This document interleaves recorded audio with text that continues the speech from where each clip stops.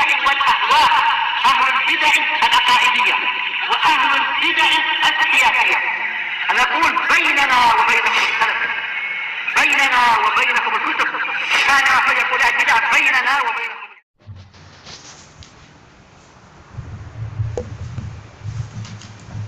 Bismillahirrahmanirrahim. Qala al-Imam an-Nawawi rahimahullahu taala, Al-haditsu tsamin wal khamsun ba'da salasimi'ah 358 wa an Abi Darda radhiyallahu anna rajulan atah faqal inna li imra'atan wa inna ummi ta'muruni bi talaqiha. Ada seseorang yang datang kepada Rasulullah SAW dan mengatakan, sesungguhnya saya punya seorang istri dan sesungguhnya ibu saya memerintahkan saya untuk mentalaknya. Faqal, maka Rasulullah Abu Darda, yaitu seseorang datang kepada Abu Darda mengatakan itu. Kemudian Abu Darda mengatakan, sami'tu Rasulullah SAW yaqul al-walid awsatu abwabil jannah. Saya mendengar Rasulullah SAW bersabda, orang tua itu adalah pintu surga yang paling tengah. Awsat boleh jadi maknanya paling tengah, boleh jadi adalah yang paling bagus. Wastun itu tengah, tapi wasatun memiliki makna khiyar, yang terbaik. Fa'in syi'ta fa'aldi dzalika albab. Kalau engkau mau, engkau akan sia-siakan pintu itu. Sila engkau tinggalkan pintu itu. Awih fathu, kalau engkau mau, jaga baik-baik pintu itu. Yaitu apa? Fa'in syi'ta an tahfadhah ihfad. Kalau engkau ingin menjaga pintu itu, jaga dia baik-baik. Rawahu Tirmidzi wa qala haditsun shahih, dan memang hadis ini sahih. Jadi ini menunjukkan tentang apa? Keutamaan masalah berbakti kepada kedua orang tua. Betul-betul posisi orang tua itu sangat tinggi. Yaitu apa? Betul-betul mereka itu adalah sebab seseorang itu masuk surga, sebagaimana dalam hadis Abi Hurairah dan diperkuat oleh hadis Anas yang Rasulullah SAW menyebutkan apa itu? Suhqan atau ba'uda. Maknanya sama, suhqan dan ba'uda. Liman apa itu? Wajada abawaihi ahaduhuma aw kilahuma indal kibari walam yudkhilahul jannah.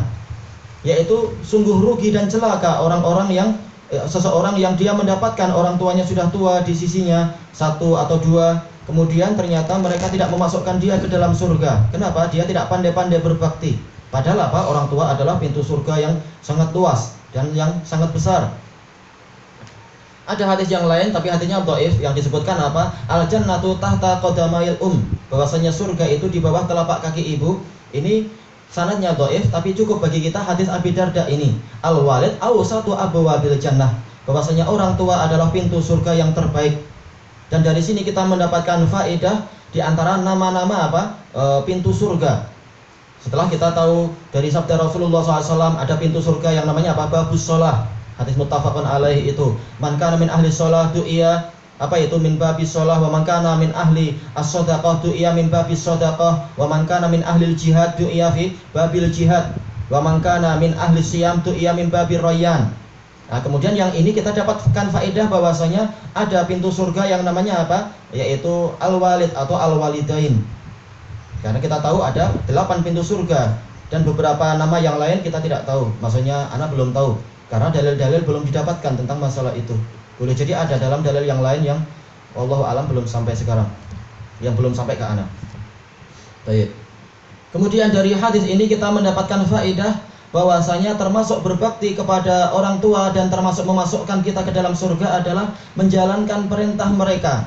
Tentunya dengan syarat ini ini disyaratkan dengan apa? Hadis yang lain, hadis Ali bin Abi Thalib muttafaqun alaih yang Rasulullah SAW mengatakan apa? Innamat ta'atu fil ma'ruf. Ketaatan itu hanya dalam perkara yang ma'ruf. Apa definisi ma'ruf? Definisi ma'ruf sebagaimana dijelaskan oleh Syekhul Islam di dalam Iqtida' Shiratul Mustaqim adalah ma'arafahu syara' wal aql. Perkara yang telah dikenal, diketahui, dianggap ma'ruf oleh syariat dan akal. Bukan hanya syariat tapi akal juga apa itu? Memahami bahwasanya ini adalah perkara yang ma'ruf. Bukan hanya akal, tapi apa? Syariat itulah yang dominan, bahwasanya ini perkara yang ma'ruf.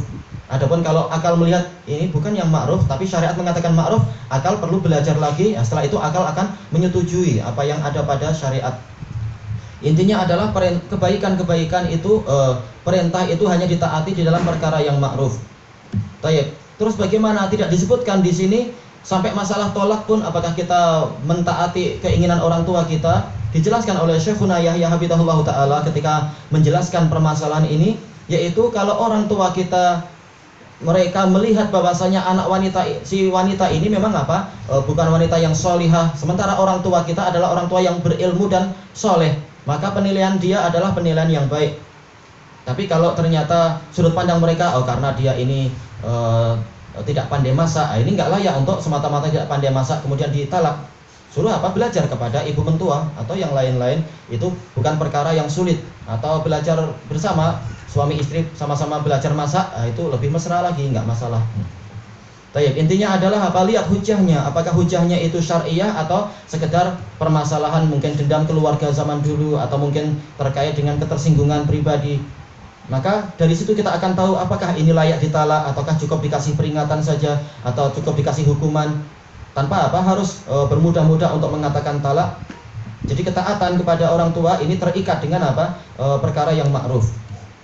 Cuma inti yang diinginkan oleh Imam Nawawi di sini adalah bahwasanya termasuk berbakti kepada kerabat, berbakti kepada keluarga adalah yaitu sampai tingkat masalah taat bahkan di dalam perkara talak dengan syarat-syarat itu tadi. Dan barang siapa dia terpenuhi syarat itu, maka dia memang wajib untuk taat kepada perintah tadi. Dan ini bagian dari silaturahim.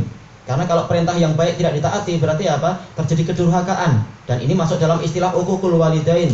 Sementara dalam hadis yang sahih, hadis Abdullah bin Amr ibnul As, diriwayatkan oleh Imam Ahmad itu, Rasulullah SAW bersabda, la yadkhulul jannah aqun wala mudminun bi khamr. Tidak akan masuk surga orang yang durhaka pada orang tua, dan tidak akan masuk surga pula orang yang dia itu ketagihan minuman keras. Syahidnya adalah kalimat yang pertama. Tayyib ilahuna wallahu a'lam.